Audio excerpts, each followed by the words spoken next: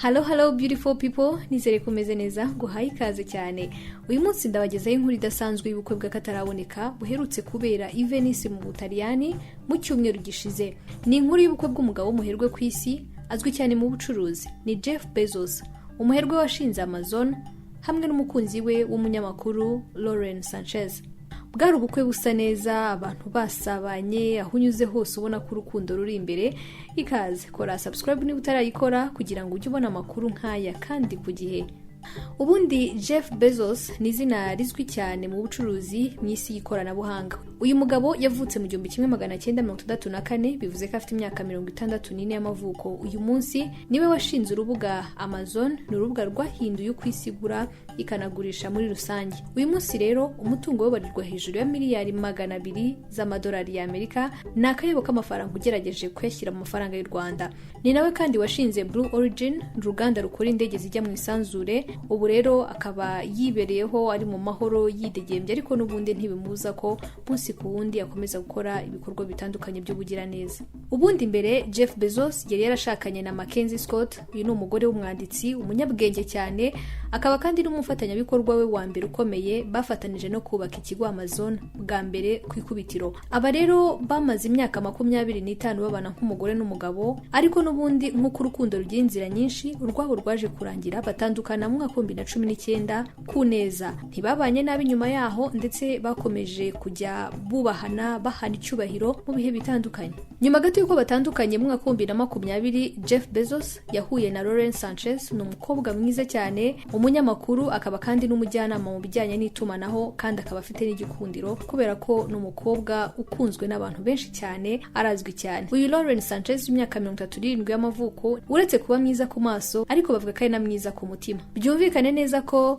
Jeff Bezos arusha umugore we baherutse gushyingiranwa imyaka 24 y'amavuko, ariko bo ubwabo nta na rimwe bigize bashyira imbere ibijyanye n'imyaka barutanwa mu rukundo rwabo. Ubushuti bwabo rero bwatangiye nk'inshuti bisanzwe, nyuma biza guhinduka inkuru. None uyu munsi hajemo n'isezerano kubera ko bamaze gusezerana imbere y'Imana ndetse n'abantu. Ubukwe bwabo bw'akataraboneka bwabereye mu mujyi w'amateka, aho inzu zubatse hejuru y'amazi, ibindi bitandukanye bigaragaza umuco wa kera mu mujyi wa Venice mu Butaliyani. Niho rero byabereye, ahazwi nka Palazzo Contarini del Bovolo. Ni inyubako rero ya kera cyane, itatse mu buryo bwa kera, bavuga ko yubatswe mu kinyejana cya 15. Urumva ko ni mu myaka ya kera cyane. Kuva rero umunsi ubanziriza ubukwe bwe, uwageraga mu mujyi wa Venice yahitaga abona ko biteguye ibirori ni mbere h'umunsi kugira ngo ubukwe bwabo bube. Ariko nanone si bose babyishimiye, kubera ko hari bamwe mu baturage bagiye mu muhanda barigaragambya, bakavuga ko batifuza ubukwe bw'aba baherwe, bakavuga ko ngo iyo bahakoreye ubukwe bisubiza inyuma umuco wabo gakondo. Ariko ku rundi ruhande hakaba n'abavuga ko iyo myigaragambyo idakwiye kubaho, kubera ko ari amahirwe ku gihugu cyabo ndetse no ku mujyi wabo kuba uberamo igikorwa nk'icyo ngicyo giteye imbere. Gusa bigaragambyaga babikoze na mbere y'ukwezi y'uko ubukwe buba, batangira kuvuga ko batabyishimiye. Ahanini banengaga ko ku munsi w'ubukwe na mbere yaho gato ibyo ngo bizatuma ibikorwa byaba mukerarugendo ndetse n'ibindi bitandukanye bitaba, ndetse bigatuma ngo abaturage batabasha kubona inzira nk'uko babigaragazaga mu myigaragambyo bakoraga. Ubu bukwe rero bwari bwitabiriwe n'abanyacyubahiro batandukanye. Hari harimo abantu batandukanye, abanyepolitike, abanyamafaranga, abahanzi, ibyamamare ndetse n'abandi batandukanye.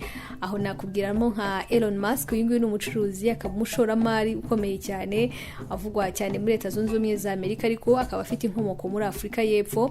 Hari kandi Serena Williams, ni umukinnyi w'ikirangirire ukina tennis, abantu benshi baramuzi. Brian Chesky ni umuyobozi wa Airbnb. Hari kandi Mark Bezos, uyu nguyu ni umuvandimwe wa Jeff Bezos. Hari n'abandi b'ibyamamare benshi cyane batandukanye, aho nakubwiramo nka Oprah Winfrey, Leonardo DiCaprio wakinnye nka Jacques muri filime yizwi nk'iya Jacques na Rose.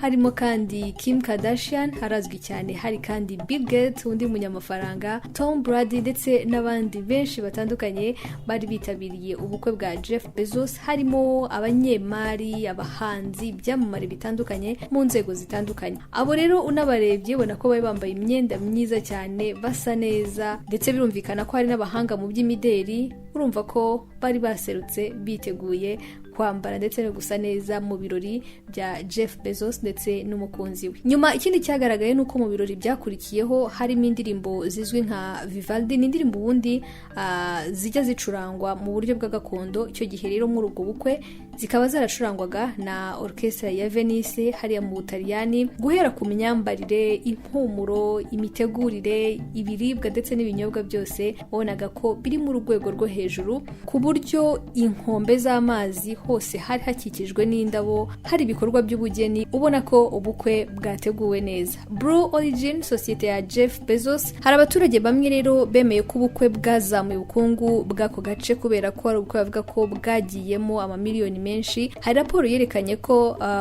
uwo mujyi winjije miliyoni 80 z'amayero mu minsi 2 yonyine. Ni ukuvuga kugerageza kuyashyira amafaranga y'u Rwanda ni miliyari gera muri 90 z'amafaranga y'u Rwanda mu minsi 2 yonyine. Abandi nabo bakavuga ko batewe ishema n'ubwo bukwe, aho bamwe rero bajyaga ku mbuga nkoranyambaga mu binyamakuru bakavuga ko banejejwe no kubona ubukwe nk'ubwo ngubwo, ndetse akaba n'abataratinyaga kuvuga ko bigaragaza urukundo buri umwe afitiye undi. Ubukwe rero bwa Jeff Bezos bavuga ko ugereranije bwatwaye akayabo kari hagati ya miliyoni 46 na 56 z'amadolari y'Amerika. Ni amafaranga atari make ugerageje kuyashyira mu manyarwanda, nari hagati ya miliyari 50 z'amafaranga y'u Rwanda ndetse na miliyari 60 z'amafaranga y'u Rwanda.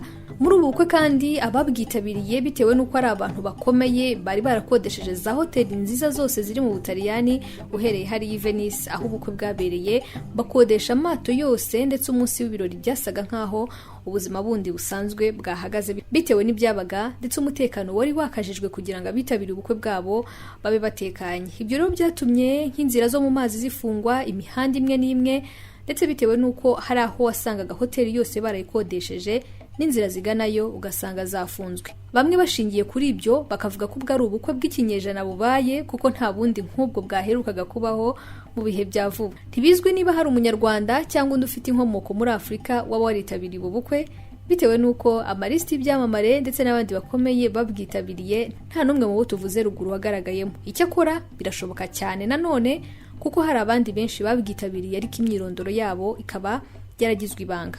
Nshuti zanjye, ubwo bukwe ntibwari busanzwe na gato. Si ubukwe gusa, ahubwo ni urugero rwiza rwo guhuza ubukire ndetse n'urukundo, bakakwereka ko bishobora gutuma wandika amateka ku isi. Jeff Bezos ndetse na Lauren Sanchez batweretse ko umutima ukunda utagira imyaka, utagira igipimo cy'urukundo, ahubwo ari icyerekezo. Ibyo rero nabyo byatumye mu mpera z'icyumweru gishize umujyi wa Venice wongera kugaragara nk'umujyi w'urukundo. Ntiwibagirwe gukora like ndetse ukande kuri subscribe niba utarayikora, kubera ko inkuru zizakurikira ziryoshye kurusha izingizi. Haracyari byinshi byo kubagezaho, inkuru zigezweho mu rukundo, amateka ndetse n'ibindi bitandukanye. Kugeza n'uyu munsi abantu batandukanye bakomeje kugaruka kuri ubu bukwe ndetse n'akayabo k'amafaranga kahagendeye.